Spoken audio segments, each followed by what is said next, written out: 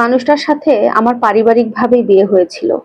বাসর রাতে তার প্রথম প্রশ্ন ছিল আমার কাছে, তুমি কয়টা প্রেম করেছো? ওর কথাটা শুনে আমি খানিকটা চমকে উঠলাম।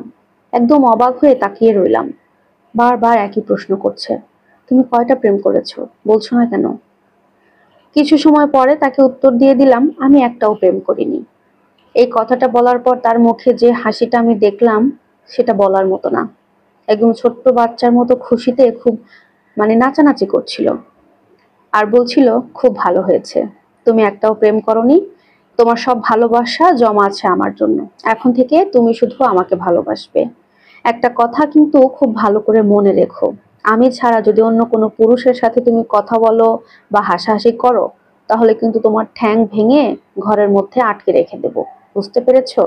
ওর কথাগুলো শুনে সেদিন শুধু আমি হাসছিলাম আর বুঝলাম যে মানুষটা আমাকে সত্যি অনেক বেশি ভালোবাসে। বেশ কিছুদিন চলে যায়। আমার বাড়ি থেকে কিছু লোক, আত্মীয় স্বজন আমাদের বাসায় বেড়াতে আসে। আমার এক চাচাতো ভাই এসেছিল, তাই ওর সাথে দাঁড়িয়ে বারান্দায় একটু গল্প করছিলাম, একটু হাসাহাসি করছিলাম। সেটা আমার হাজবেন্ড ঘর থেকে খেয়াল করেছে। সে আমাকে দেখিয়ে ঘরে চলে গেল। আমি বিষয়টা বুঝতে পারলাম যে সে একটু মাইন্ড করেছে, তাই আমিও পরপরই তার ঘরে গেলাম। ঘরে গিয়েই সে আমাকে একদম জড়িয়ে ধরে কান্নাকাটি শুরু করে দিয়েছে আর বলছে, আমি তোমাকে বারণ করেছিলাম অন্য কোনো ছেলের সাথে হাসাহাসি করে কথা বলতে, তুমি কেন হাসছিলে ওর সাথে? আমি বললাম, আরে বাবা, ওটা তো আমার ভাই হয়, চাচাতো ভাই। তখন সে বলছে, চাচাতো ভাই কি মেয়ে মানুষ? চাচাতো ভাই তো একটা পুরুষ। আমি তো বলেছিলাম কোনো পুরুষের সাথে তুমি কথা হাসাহাসি করবে না, আমি যতদিন বাঁচবো ততদিন করবে না, একবার মরে যাই, তারপর তোমার যত খুশি সবার সাথে হাসাহাসি করো, কথাবার্তা বলো। তার এই ছোট ছোট বাচ্চামিগুলো আমার কাছে খুব ভালো লাগতো। চোখ দিয়ে অঝরে সে কান্না করছিল, পানি পড়ছিল। আমি তাকে বুঝাচ্ছিলাম, ঠিক আছে, আর বলবো না এমন কথাবার্তা।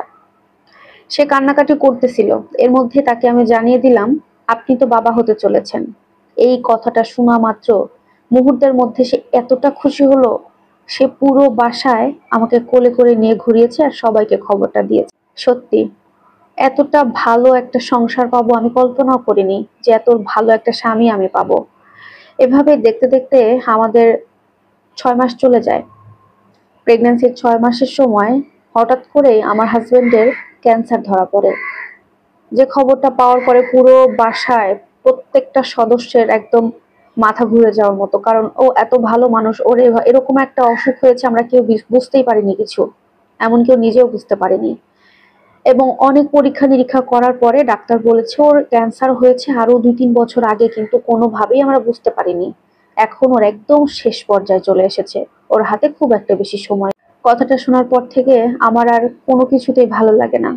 ওর নিজেও ভেঙে পড়েছে, কিন্তু কিছু করার নেই। অসুস্থ হলে তো চিকিৎসা চালিয়ে যেতে হয়, সেভাবেই আমরা দিন পার করছিলাম। কিন্তু এমন একটা সময় আমার ডেলিভারির পেইন ওঠে, ঠিক সেই মুহূর্তে আমার হাজবেন্ডেরও অপারেশনের টাইম হয়ে যায়। সে খুবই অসুস্থ হয়ে যায়। ডেলিভারির দিন আমাকে কিছু লোক ডেলিভারিতে নিয়ে যায় আর কিছু লোক তাকে অপারেশনের জন্য হসপিটালে নিয়ে যায়। কি যে একটা মর্মান্তিক দিন গেছে আমার সেদিন, আমি কাউকে বলে বোঝাতে পারবো না। আল্লাহ আমাকে একটা পুত্র সন্তান দান করে, আর ঠিক সেই মুহূর্তেই আমি শুনতে পাই আমার স্বামী অপারেশন থিয়েটারেই মারা গেছে। এই খবর আমি কিভাবে মেনে নেব, আমি পাগলের মতো করছিলাম। আমার কিছুদিন যে কিভাবে কেটেছে আমি জানি না। পরবর্তীতে কি আর করার, যে মানুষ আল্লাহ নিয়ে যায় সে মানুষকে তো ধরে রাখা যায় না। অনেক কষ্টে দিনগুলো পার করেছি। আজকে আমার ছেলের 2 বছর পার হচ্ছে। আজকের দিনে ওর বাবা থাকলে সত্যি খুব খুশি হব। প্রিয় দর্শক, এই স্টোরিটি একটি আপুর জীবনী থেকে নেওয়া হয়েছে। আপনাদের কাছে যদি ভালো লাগে লাইক কমেন্ট শেয়ার করবেন। আল্লাহ হাফেজ।